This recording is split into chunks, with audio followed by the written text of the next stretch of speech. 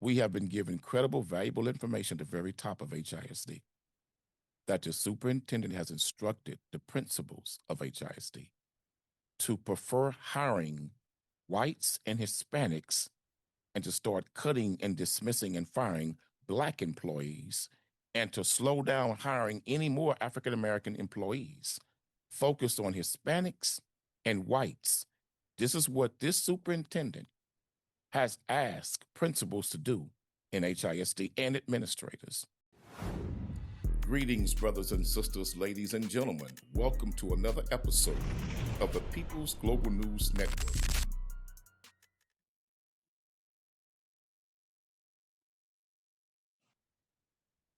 Greetings, brothers and sisters.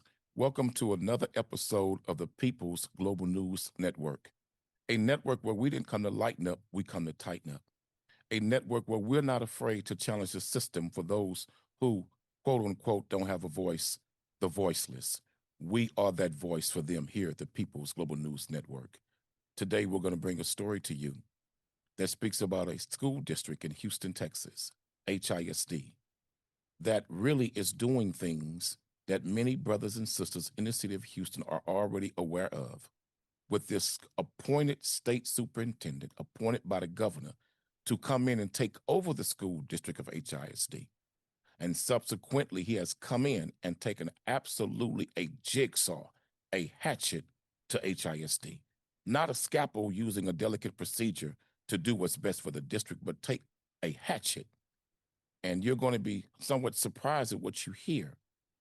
But we have been given credible, valuable information at the very top of HISD that the superintendent has instructed the principals of HISD to prefer hiring whites and Hispanics and to start cutting and dismissing and firing Black employees and to slow down hiring any more African American employees focused on Hispanics and whites.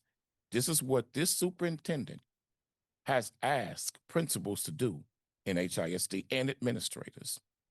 So we bring an employee with you, an employee of the district here this morning, to share how she was set upon, targeted to be terminated, and how she was mistreated in HISD. Good morning, my sister. How are you? Good morning. I'm well. Thank you for having me. My sister, take us from the very beginning. Tell everybody across the country what happened in your case.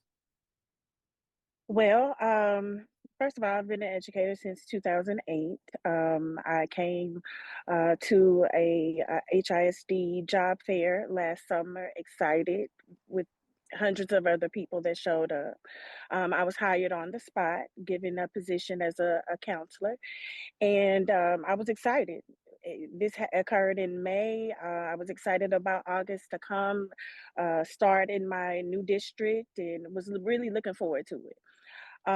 There were some concerns initially, even starting because my offer letter that I received differed, the terms of that offer letter differed from what I saw when I came to work in August. I reached out to employee services, but nonetheless, I decided to go ahead and finish with the contract. Things took a turn in in October, when my then principal tried to force me to take leave time that was against HISD policy rules, and I challenged it. She'd actually had gone in the system, had actually submitted some leave time, approved it herself, and informed me on the back end that she had done so, and I questioned it. After challenging it, I kind of got the runaround a little bit, but I still held on, wanted an answer about it. She eventually removed it, but after that, a series of memos and what I believe is retaliation came against me as after I challenged her on trying to make me take leave time. Memos came October. I had another memo that was written in December, another memo that was written in April. I was not given support even when asked for different programs that I was overseeing, just targeted. She would stand outside my office. She would send me home for dress code violations, things that she was doing to other people, to me, that she was not holding other employees to that same standard. So 1 second. This principal would send a grown professional woman home for dress code violations? Oh, So absolutely. And it, was this principal suggesting that you were dressing provocative or something? well, it was a theme day, actually, brother. It was a theme day where I think it was maybe track suits or something on the campus-wide employees and students. I had on a baseball cap, and she looked at me that morning at the door and said, "Hey, you need to go do something about that." And I stopped. I said, "Well, this is part of the theme, our theme today." And she said, "No, we don't wear that." And I, couldn't believe it. I've never been And treated she like this sent you professionally. home, Yes. Said that I and needed to go and change. Yes, sir. what else did she do in reforms of what Again, you believe is retaliation? like I said, just writing up memos for any little thing. There was a program that I was overseeing. I asked for additional support, administrative support. Those requests were ignored. However, on the back end, she wrote me up for that program and the effectiveness of the program. Even after I asked for support, I wasn't given a professional evaluation while I was there. I was not privy to certain trainings that were pertinent to my job. It was as if she planned to set me up to fail after I challenged her on taking my leave time. So now let's be correct for the audience across the country. Yes, She wanted you to take some leave time, but the employee must request the leave time themselves. A absolutely, principal just can't go in and create leave time for an employee. An employee must absolutely go and ask for that leave, that paid leave time. Am I correct? right, So if the principal is giving you some paid leave time that you're not requesting it for and you didn't ask for, I believe that's illegal. And I then do too. to go into the system and make it look like you asked and make it look like this was a request coming from you, but it's coming from her, nothing to do with you. That's very suspicious and strange to me because it suggests criminal activity. In fact, that's Absolutely, forging a state document saying that employee is requesting something that the employee has no knowledge of, especially when it's absolutely, paid leave time also. Go ahead, ma'am. yes, sir. And so, like I said, once I challenged her on it, because again, I've been an educator for a while. I know, I'm new to HISD, but I believe that she felt that, I didn't know any better. Again, I challenged it. A couple of weeks went by. She did not respond. I sent a follow up email, and that very same day, that principal and her ED came in with a memo for me. That was the beginning of it. At any point, did anybody say to you that you should contact TEA? No. We want to make sure that happens. We want to make sure you Okay. document your story with TEA and tell TEA the facts. Because even though she requested it and withdrew it, the document should still be there that the request was initially made and withdrawn. Absolutely. Then they could see that you never had anything to do with it. Because that's fraud. Well, That is fraud. absolutely. I have copies of it as well. I made sure to make print copies of it before I left. What was the racial breakdown of the campus that you worked at? It was predominantly Black. Mm-hmm. And what was the racial breakdown of the teachers and administrators? Oh, excuse me. The teachers and administrators are predominantly Black. I would say the student population is about, I'd say half Hispanic, half Black. Okay. And how are teachers treated with the same similar issues when it comes to corrective measures taken, disciplinary actions taken with African American employees compared to non-African American employees? Are everybody treated the same when it comes to administrative issues? Absolutely not. There are pockets of friendships. There are pockets of kinship. There are pockets of scare tactics, bullying. It's again, I've never seen anything like it before in my life. The type of district and campus that I worked on this past school year. I spoke with a very highly placed union rep who has been targeted also by the very superintendent, the state appointed superintendent that came in to take over HISD from TEA, the Texas Education Agency, and the governor sent in a hatchet man to take over HISD. And he has given instructions from a very highly placed source in the union that said to me that they want to get rid of as many African-American teachers and administrators as possible and replace them with white and Hispanic teachers because the district is quote unquote becoming more Hispanic and less Black. So they have no desire for as many African-American teachers that they did in the past because they're quote unquote not enough Black teachers or quote unquote bilingual. This is really becoming interesting. Right. What else have you witnessed that you feel on campus was something of bullying or problematic? Just it is if the teachers don't have a voice or staff employees don't have a voice. You're afraid to speak on things. It's a gotcha mentality. There's not a lot of collaboration. If I were a parent sending my student, I would want my student to be with teachers that are collaborating, not working against each other. And it is that's the precedent that they have set, that it is a gotcha. It is you, not me. It is, let me place the blame on other people.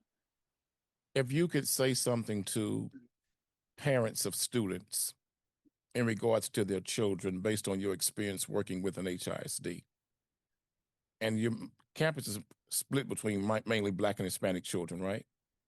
If Yes, you could sir. say something to Black parents, what would your advice be to Black parents who have students, kids in the district of HISD? What would your advice be to them? What do you think would help their students do better and be better in the district? I would say be very familiar with your campus, with your principal, with your teachers, and what they stand for. Ask questions. Anytime the doors are open for parents to come and congregate with the staff, come. It's important to know who has their hands on your children during the day. You don't want a stressed out doctor, right? Operating on you.